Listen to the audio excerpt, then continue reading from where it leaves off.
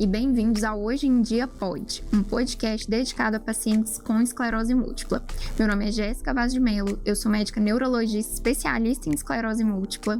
Meu nome é Davi Queiroz, também neurologista especialista em esclerose múltipla, e hoje o episódio sobre ressonância magnética e a EM, qual que é a importância desse exame. E para isso, a gente tem um convidado muito especial, que é o Thiago Queiroz, neuroradiologista. Por favor, Thiago, pode se apresentar. Bom, pessoal, eu sou o Thiago Queiroz, sou médico, neuroradiologista, faço parte da equipe do Núcleo de Neuroimunologia.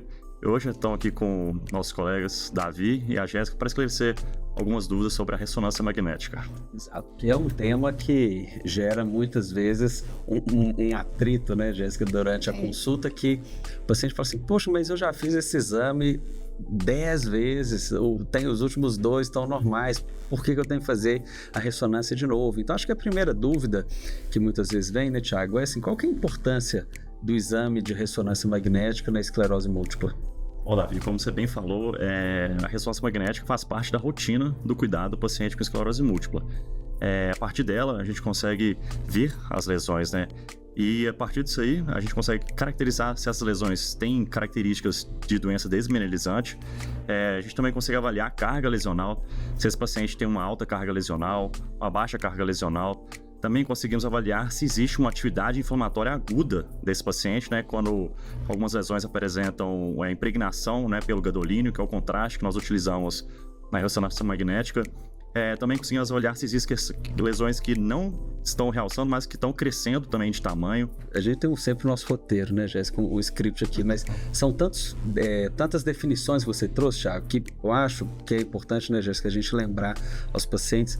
Por exemplo, essa questão de carga lesional. Se eu tenho uma carga lesional alta, ou seja, várias alterações da esclerose múltipla, se eu tenho baixa carga, poucas, o que isso implica no seu dia a dia ali dentro do consultório, dentro de um centro de EM, em relação à conduta diante desse paciente? Acho que a primeira coisa, Davi, é que não necessariamente um paciente que está super bem tem uma baixa carga lesional. E o contrário também, um paciente que tem uma alta carga lesional, não necessariamente ele está péssimo, né, clinicamente falando. Então, o exame, ele é uma informação a mais para a forma como eu vou tratar aquele paciente. Então, ainda que o paciente esteja ótimo do ponto de vista do exame clínico dele, se ele tem muitas lesões, isso me traz uma informação de que talvez a gente precisa ter uma agressividade maior naquele tratamento. Já um paciente que às vezes tem uma carga lesional mais baixa, isso pode nos tranquilizar um pouco mais em relação ao prognóstico desse paciente. Então, isoladamente, né, não é uma informação que ela sozinha vai ditar como que a gente vai conduzir aquele caso, mas é uma informação que é de muita relevância para o acompanhamento. E aí eu acho que vem também, né, várias questões, que é a questão de fazer o exame num local adequado, de preferência com um neuroradiologista, né? Porque todas as informações ali da ressonância, elas em conjunto com a clínica, elas vão ser fundamentais para a gente conduzir o caso, né? E Thiago, você comentou de lesão crescendo, assim, é muito difícil detectar esse aumento na ressonância? Como que é na sua prática? Assim? Essa é uma pergunta muito boa. Para a gente ter uma acurácia melhor para conseguir detectar esse crescimento, a gente precisa fazer sequências adequadas, né, para conseguir identificar essas lesões, né? Imagens com cortes finos, imagens volumétricas, que a gente consiga reconstruir em planos iguais para conseguir comparar um exame com o outro. Isso ajuda muito a gente a detectar alguma alteração nas lesões. E também aparelhos mais modernos, com campo magnético maior, como que a gente acaba utilizando na nossa rotina, um equipamento de 3 Tesla, né, uma ressonância magnética mais potente, vamos dizer assim, que acaba nos ajudando a ter uma maior acurácia na identificação dessas alterações nas lesões. Atualmente também a gente acaba tendo o recurso da inteligência artificial, que também nos ajuda. Às vezes ela já marca a lesão que potencialmente cresceu, ou uma possível nova lesão. Isso também nos ajuda a identificar essas alterações. E aí é legal porque você comentou da ressonância 3 Tesla. E a gente sabe que a ressonância é um exame demorado, a gente vai comentar disso daqui a pouco. E aí ou às vezes o paciente numa suspeita de surto, ele entra pelo pronto-socorro, acaba recebendo uma tomografia. Então faz uma tomografia para afastar outro diagnóstico, aí durante a internação faz a ressonância e às vezes os pacientes perguntam, poxa, mas eu já fiz a tomografia e estou fazendo uma ressonância, já não dá para ver as alterações pela tomografia? Aí eu te pergunto, né? A tomografia é um exame suficiente? Qual que é a diferença entre as duas modalidades? A tomografia foi basicamente o que você falou, para a gente conseguir descartar primeiro alguma outra doença que poderia estar causando esses sintomas do paciente. Mas, para avaliação de doenças desmielinizantes, a ressonância magnética tem um detalhamento anatômico muito superior que a tomografia. Então, o exame para a gente avaliar lesões desmielinizantes é a ressonância magnética. E acaba sendo isso que você falou, exame mais demorado, mais barulhento, mas que deve ser feito. Já até tive caso também que às vezes essa é uma dúvida muito frequente, assim, porque às vezes o paciente não sabe diferenciar se fez tomografia, se fez ressonância. A dica, né, assim, primeiro é que a tomografia ela é rapidinha, né? Você entra rapidinho, sai rapidinho, faz no pronto-socorro com uma certa facilidade. Já a ressonância é aquele exame que demora um pouco mais, né? Vai lá pegar a veia, entra, fica com aquele trem, assim, meio abafado. Os pacientes, né, que são mais claustrofóbicos acabam, às vezes, não tolerando fazer o exame. Então, eu acho que esse é um ponto. E uma outra coisa também é porque, às vezes, os pacientes falam assim, mas eu tive esse sintoma um tempo atrás e o médico pediu uma tomografia. Será que, então, foi ele que não viu a alteração? Então, né, Thiago, a gente, na maioria das vezes, assim, você não vai conseguir ver mesmo as lesões de esclerose múltipla na tomografia, né? Isso. Eventualmente pode acabar tendo lesões mais avançadas e a gente consegue identificar uma alteração na tomografia, mas o exame para esclerose múltipla, a gente conseguir fazer uma avaliação adequada, é a ressonância magnética. E aí você comentou, né, que o exame da ressonância a gente diferencia muito bem, né, para o paciente. Quanto tempo você demorou lá dentro, né? E a ressonância ela acaba sendo um exame muito mais descritivo, mas que traz essa atenção para o paciente. E uma vez, uma me contou que ela já começou, ela faz sempre a ressonância direitinho, tudo, mas ela fala que ela já fica tensa antes, porque ela nunca sabe se precisa fazer um preparo para ressonância ou não. Porque ela fala, exame de sangue todo mundo sabe, tem que ficar em jejum, não pode comer tal coisa. E aí, se a gente for descrevendo esse passo a passo da ressonância, começando pelo preparo, né, no dia anterior, Thiago, precisa de jejum, precisa deixar de comer alguma coisa, o que o paciente precisa fazer? Tem alguns cuidados, né, que devem ser tomados, né? Quando o paciente agenda a ressonância, já recebe uma orientação com todos os passos, passo a passo direitinho. Alguns cuidados, tem que, quando faz uso de contraste, é recomendado o jejum, pelo menos umas 4 horas. Evitar também, por exemplo, o uso de maquiagem, brincos, colares, piercing, esses adornos devem ser removidos para não criar nenhum artefato na imagem que acaba prejudicando a gente fazer a avaliação das estruturas do encéfalo e eventualmente da medula, e também por questões de segurança do paciente. E aí tem coisa que dá para tirar, tem coisa que não dá para tirar, né? Aí às vezes o paciente fala assim, meu implante dentário, ele atrapalha na imagem de ressonância? A gente consegue dizer se vai atrapalhar ou não? Eventualmente depende do material, mas geralmente implantes dentários os recentes, né, não tem nenhum problema de segurança do paciente e acaba não gerando tantos artefatos. Mas, por exemplo, aparelho ortodôntico, dependendo do tipo do aparelho, aqueles que tem um aramezinho metálico, esse acaba gerando bastante artefato e, infelizmente, nas imagens do crânio, principalmente fossa posterior ali, tronco cefálico, cerebelo, acaba prejudicando bastante. Então, eu já vi casos de paciente que teve que tirar o aparelho para poder fazer o exame, porque só com as imagens ali inicialmente que foram adquiridas com o aparelho, ainda levantava muita dúvida em relação ao diagnóstico, e aí acabou que foi optado por retirar, né, para ele poder fazer o exame e depois colocar de volta. Mas nessas situações, né, a pessoa vai e faz o exame, depois a gente vê o que obteve, né, Thiago? Uma outra coisa que eu acho interessante é a questão dos cílios, né, porque eu fiquei sabendo recentemente que aquelas extensões de cílio, elas têm um pouquinho de metal, então que também não pode usar, tem que tirar antes.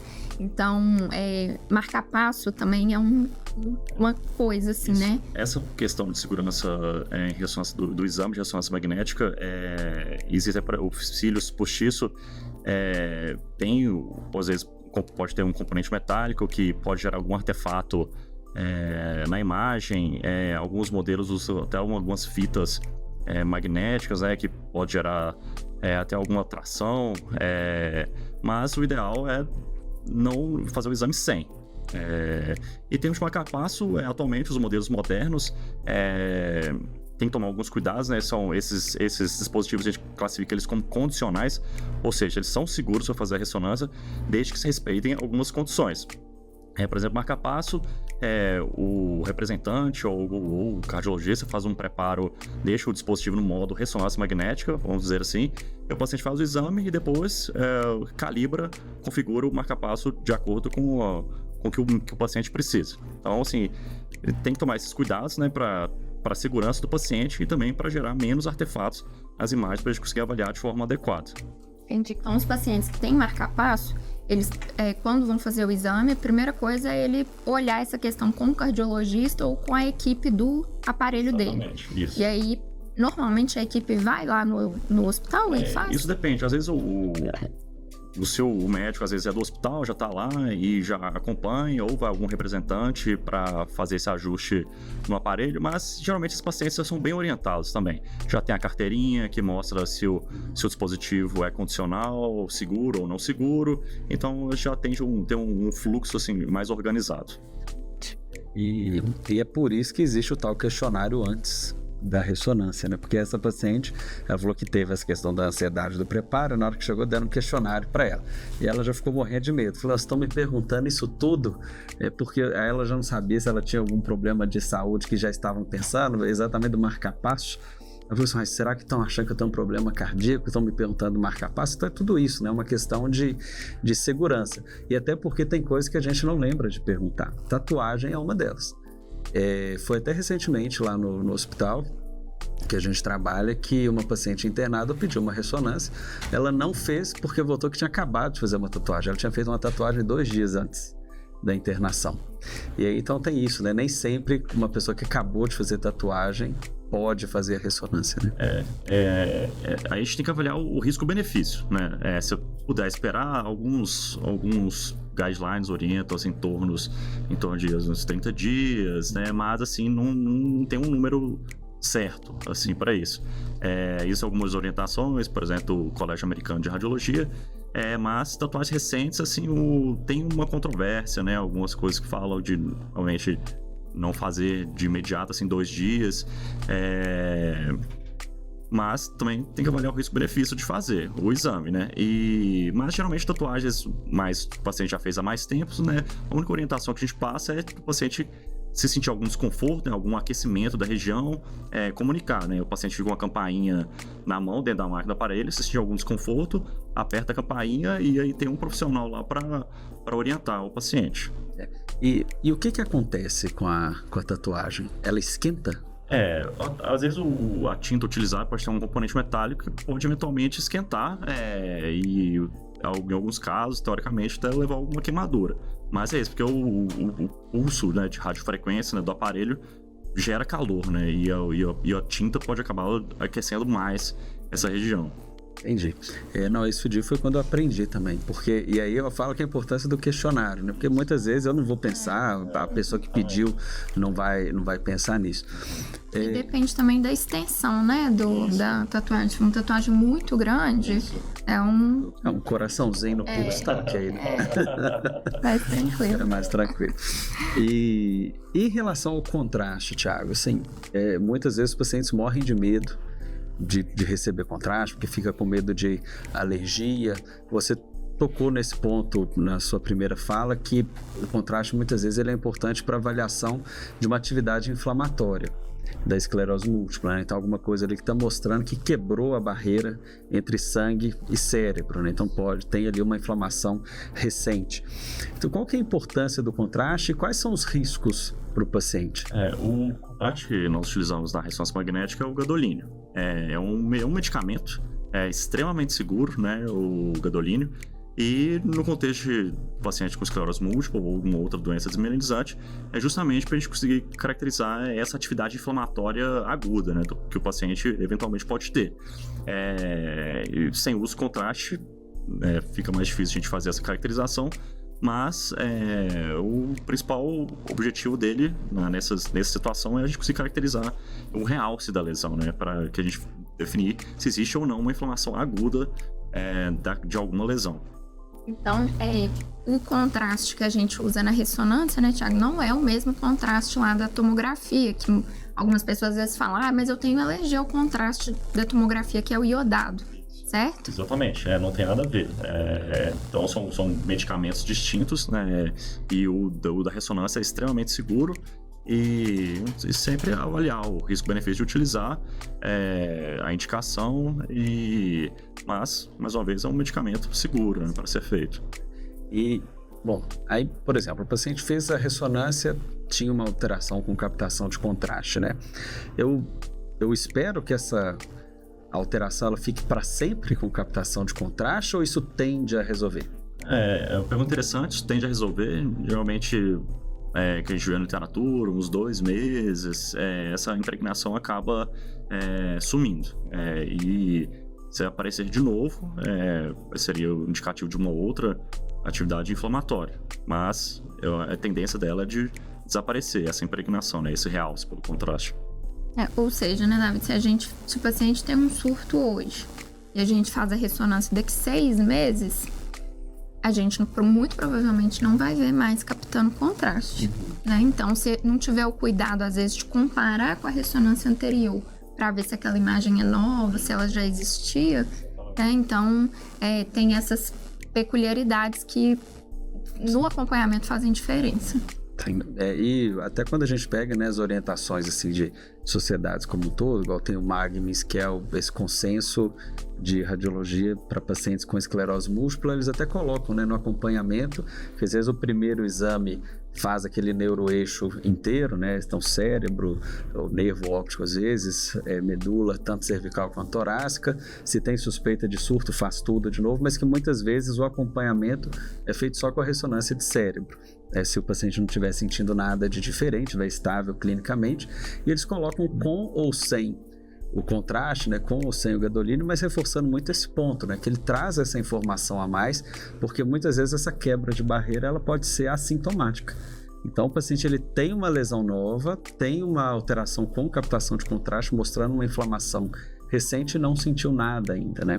Davi, você falou dessa questão que muitas vezes a gente tem que fazer ressonância de neuroeixo, né? Ou seja, do encéfalo, da medula cervical, torácica, e aí isso acaba gastando um tempo que nem sempre o paciente fica confortável ali no exame. Não sei se vocês já fizeram ressonância, eu fiz uma vez e realmente não é a coisa mais agradável do mundo. E às vezes acaba que o exame fica um pouquinho mais demorado, né? Dependendo de alguns fatores. E aí, Thiago, em média, assim, o paciente pode esperar que ele vai ficar quanto tempo lá dentro, deitadinho? Infelizmente, o exame de ressonância magnética, quando a gente fazer um protocolo de esclerose múltipla, um protocolo completo, assim, né, de ressonância de encéfalo, órbita, coluna cervical e coluna torácica, infelizmente é um exame longo, vamos dizer assim, em torno de 1h30, para o paciente ficar parado, quietinho, assim, é bem desconfortável mesmo, dentro daquele túnel apertado, mas não é fácil, mas assim, não tem jeito, né? Tem que... E não é pra todo mundo também que sente mal, né? Tem gente que fala que dorme lá no exame, que às vezes tem que chegar, né? E acaba atrapalhando, né? E quem dorme, às vezes, já me fala assim, eu dormi, achei que era uma solução, eu mexia. Eu tenho que saber, porque não pode mexer nada, né, Thiago? Isso, exatamente, não pode mexer, porque se acaba mexendo, às vezes com as sequências acabam sendo um pouco mais longas, acaba gerando um artefato na imagem e prejudicando a gente avaliar as lesões, porque eventualmente as escleroses múltiplas, as lesões são menorzinhas, então uma tremida ali na imagem já dificulta. Eu mostro, às vezes, na ressonância do paciente, por exemplo, sua medula, esse aqui, ó, pequenininho. Você mexer aqui, vai tremer, vai parecer que tem alguma coisa, às vezes não tem nada, né? Esses artefatos realmente atrapalham muito, né? O ideal, então, é eu ficar o mais parado possível, né? Lembrando que tem como chamar alguém, né, que tem o botãozinho lá também. Mas e o paciente que realmente não tolera? Ele é claustrofóbico, não aguenta. Tem alguma solução para esses pacientes? Tem. O paciente pode, caso realmente não consiga, né, acontece, a gente vê isso acontecendo, né, porque realmente entrar dentro daquele túnel apertadinho e ficar lá mais de uma hora é complicado. E tem a alternativa de fazer o exame com sedação, né, e anestesia. Envolve os cuidados relacionados à sedação e anestesia, mas é uma alternativa, né, que aí o exame não vai ficar tremido, o paciente vai ficar mais confortável lá, não vai perceber fazendo o exame, mas é uma solução. E essa sedação é uma sedação de anestesia geral ou é um outro tipo? Eu acho que depende da avaliação do anestesista, né? Alguns pacientes fazem sedado, outros acabam fazendo uma anestesia geral mesmo, entubado. Eu acho que vale mais da avaliação lá pré-anestésica que tiver com o anestesista. Entendi. Pois é, porque esse é o gancho, né? Porque o paciente, para ele também, às vezes a gente fala, não faço com sedação, mas já vem essa nova preocupação, mas é tudo feito de forma programada, né? Então o anestesista avalia, programa o que vai ser melhor, às vezes, né, de acordo com o tempo do exame também. E aí, em relação ao tempo, esse acompanhamento, só o cérebro, né? Então só vai fazer ressonância de cérebro. Quanto tempo que é, mais ou menos? Em torno de uns 30 minutos, né? O protocolo de escolação já melhora, já ajuda bastante. O protocolo de escolação que exige imagens mais detalhadas, né? Acaba sendo um exame mais longo. Mas só o cérebro, assim, em torno de uns 30 minutos. E para quem está nos assistindo e nos ouvindo, não se esqueçam de inscrever no nosso canal, curtir a nossa página e deixar aqui nos comentários sugestões para os próximos episódios. Nós estamos falando aqui no contexto também de esclerose múltipla, mas né, a ressonância ela também é utilizada para outras investigações, então nem sempre também, quando for solicitada uma ressonância, a pessoa também vai ficar aquele tempo todo lá. Mas, habitualmente, é um exame mais demorado do que de tomografia, de outros exames de imagem, né? E, bom, então a gente citando tudo isso, né, de situações que tem que ter um cuidado ou não, paciente gestante. Então, se a paciente está grávida, ela pode fazer ressonância?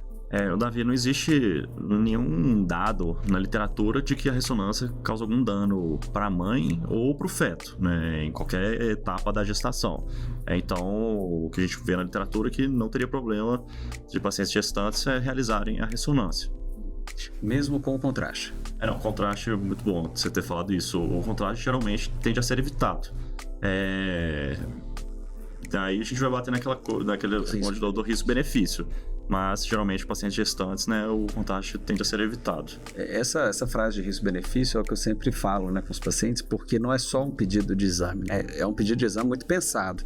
Então, a gente te dá as informações que você precisa para analisar o exame. Então, o paciente tem diagnóstico há quanto tempo? O motivo do exame é o quê? É uma atividade da doença ou é só acompanhamento? O paciente é gestante ou não? Qual que é a necessidade de fazer a ressonância com contraste? A gente acaba montando Você tem o protocolo, né? Então você faz lá o laudo estruturado, mas dependendo da indicação, vai mudar tudo, né? O tempo do exame, a sequência, o contraste ou não, né? Muda tudo. Depende de cada indicação, tem um tempo de exame, umas imagens específicas realizadas ou não. Então a indicação é muito importante. Muito importante essa troca de informações, né, entre a parte da radiologia e a parte da neurologia clínica. Sem dúvida. Quando as pessoas conversam, tudo facilita. Exatamente. E amamentando, tem alguma contraindicação? Existe também a questão de o colégio americano fala, teoricamente não teria problema de usar o contraste, mas se a mãe se sentir desconfortável, pode ficar 24 horas sem a utilização, sem amamentar a criança e descartar o leite, mas teoricamente não teria problema, porque é uma porcentagem mínima de gadolinium que passaria para o leite materno. Mas se caso não tenha, a mãe não se desconfortável, tem essa alternativa, 24 horas sem amamentar e retirar o leite. Entendi. Algumas situações, Jéssica, você já deve ter passado por isso, né? Acho que volta um pouco no que a gente disse no início.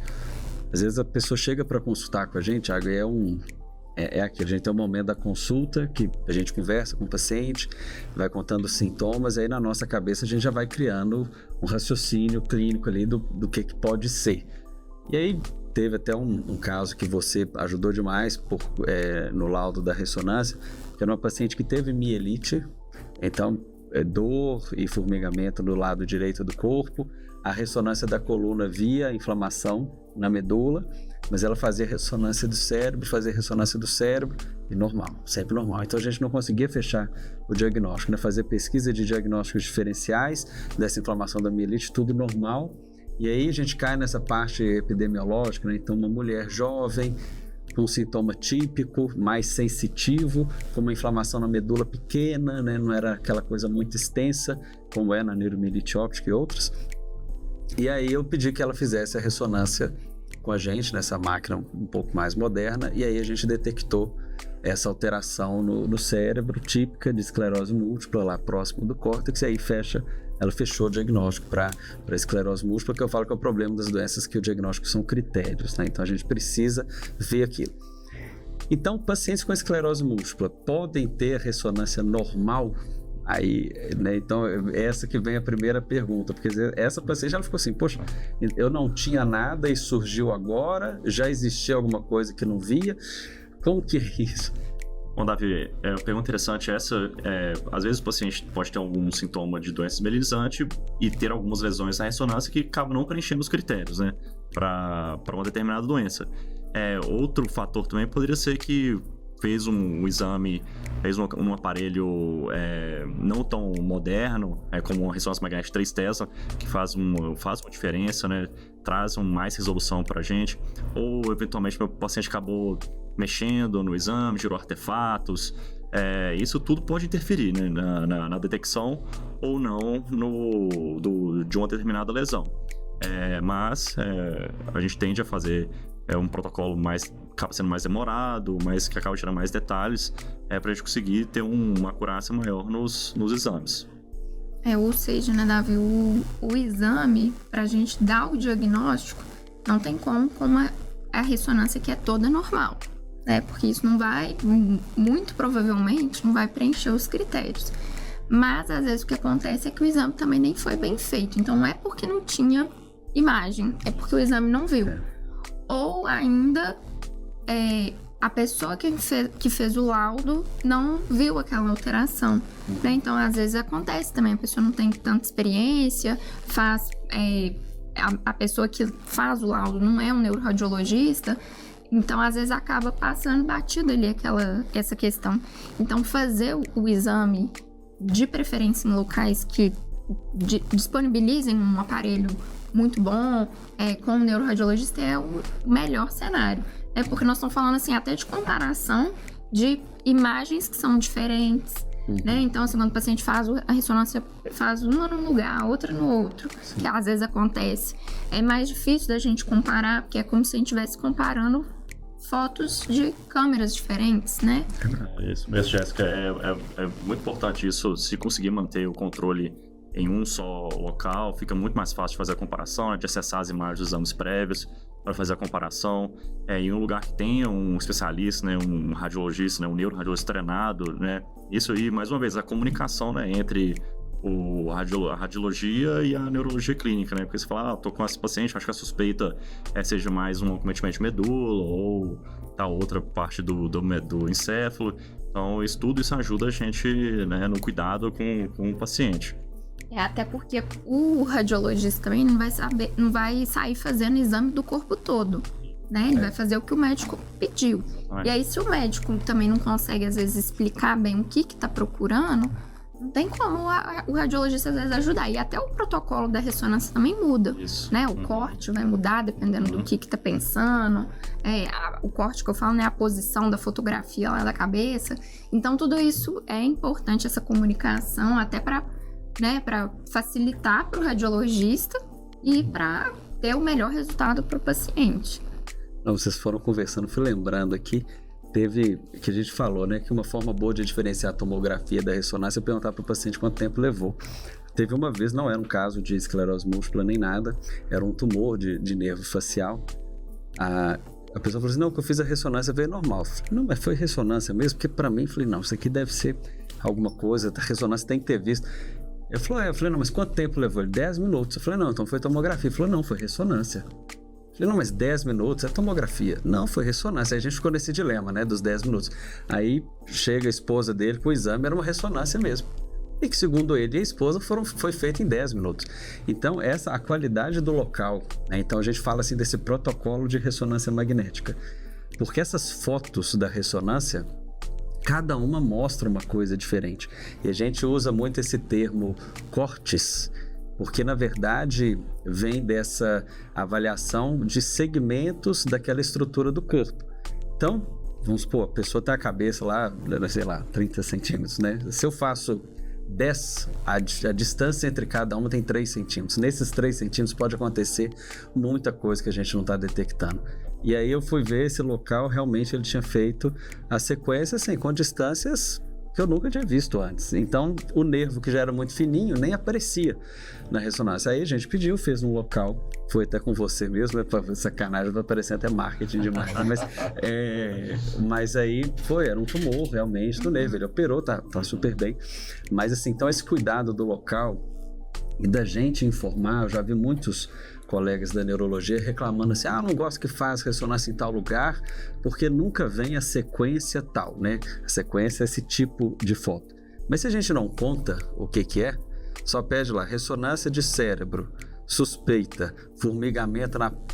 Assim, isso não te dá informação nenhuma, né? A indicação clínica bem feita ajuda a direcionar qual protocolo fazer. Por exemplo, um protocolo de cefaleia é completamente diferente de um protocolo de esclerose múltipla.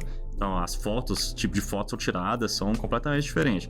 E isso faz toda a diferença, né, para conseguir identificar essas lesões, né, não deixar passar nada. Então, essa comunicação aí é muito importante. Então, foi exatamente, né, isso, porque a pessoa fala, não faz. Eu falei, o problema não é o lugar, não, o problema é a gente, que realmente não explica muito.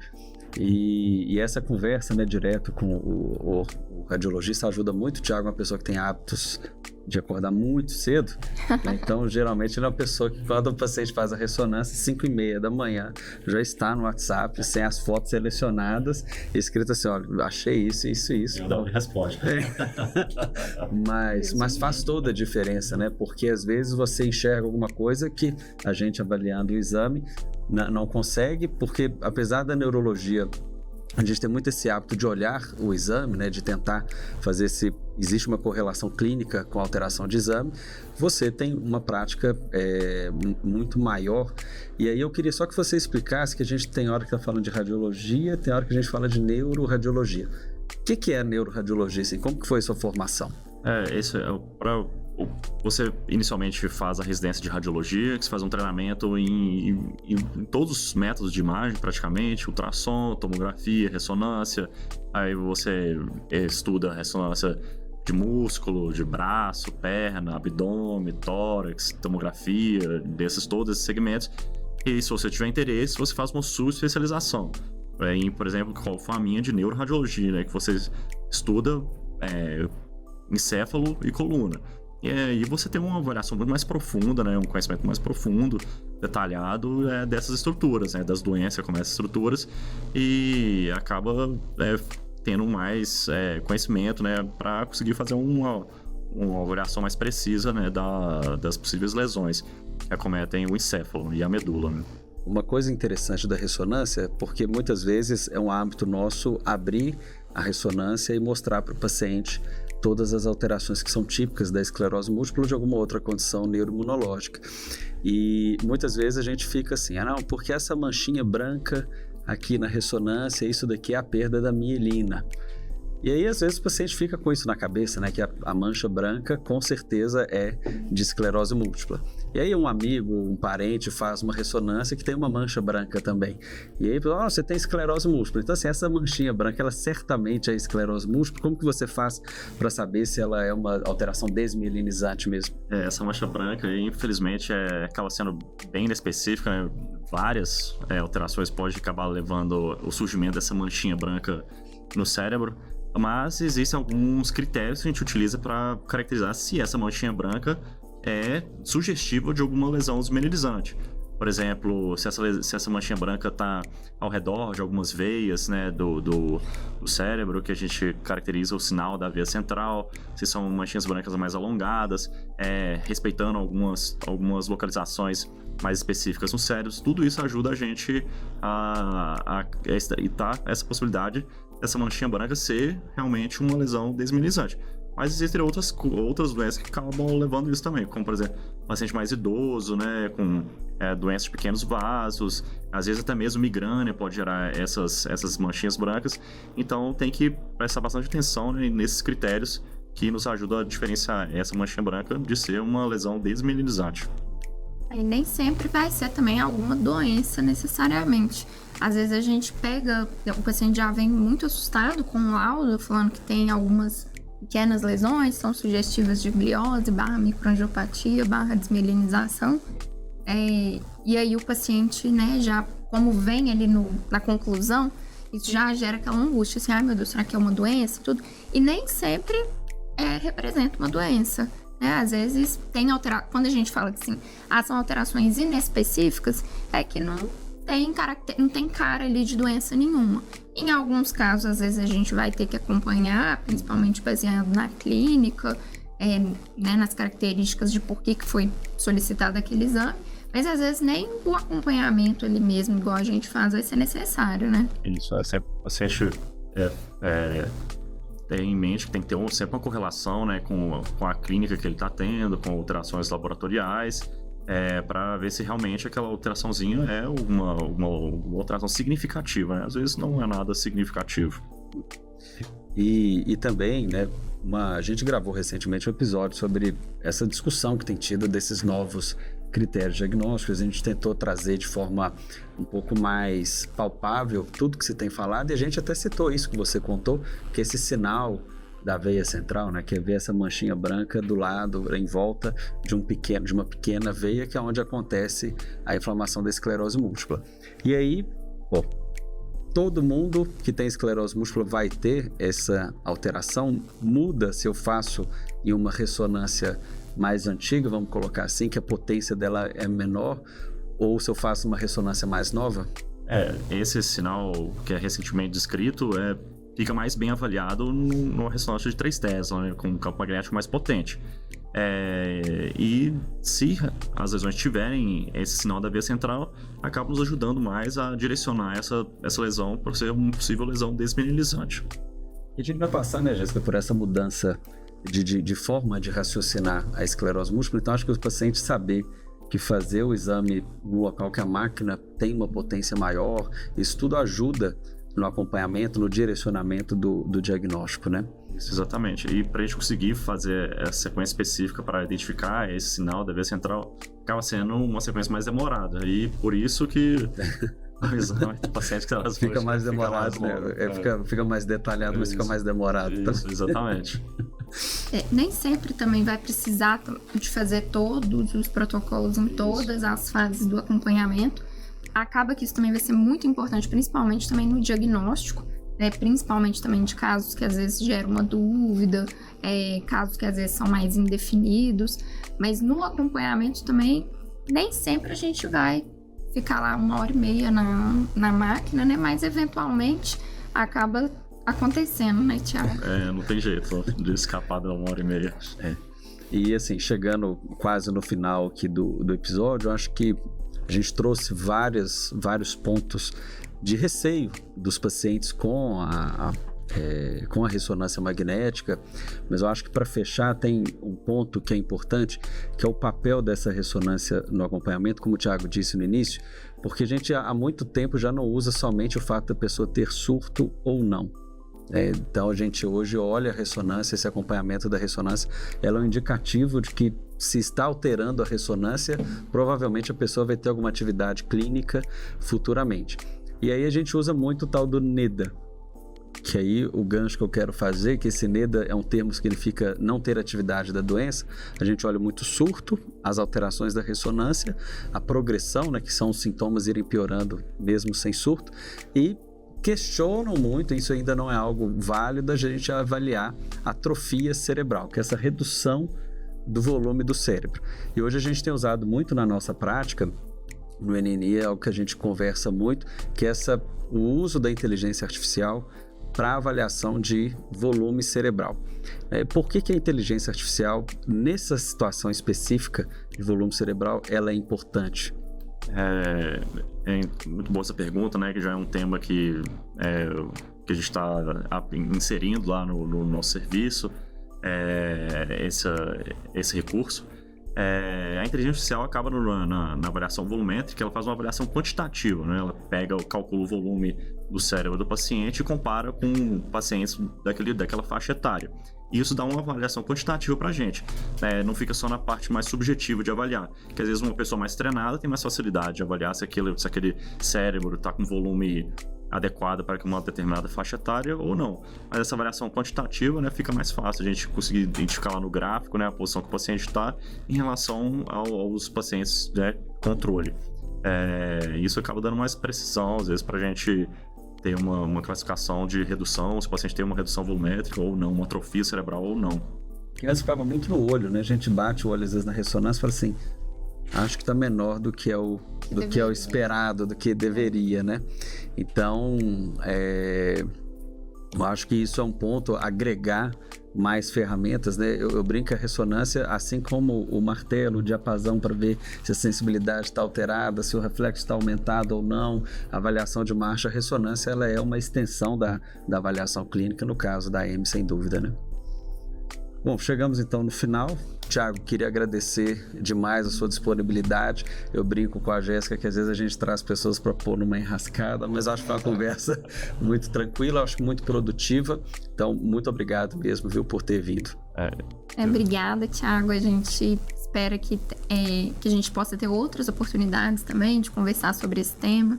Se os pacientes também tiverem dúvidas a respeito de ressonância, dos exames de imagem, manda pra gente pensar em outros temas aí pro futuro. Agradeço a Jéssica e o Davi pelo convite. Espero que tenha sido esclarecedor, né? Tirar alguns mitos aí da ressonância. Mas estou à disposição aí para novas conversas. Obrigado, Thiago. Foi bom demais. Com certeza foi produtivo. E para você que nos acompanhou, não esqueça de se inscrever no nosso canal, curtir a nossa página e deixar um comentário de sugestão de próximos episódios. Até a próxima. Até.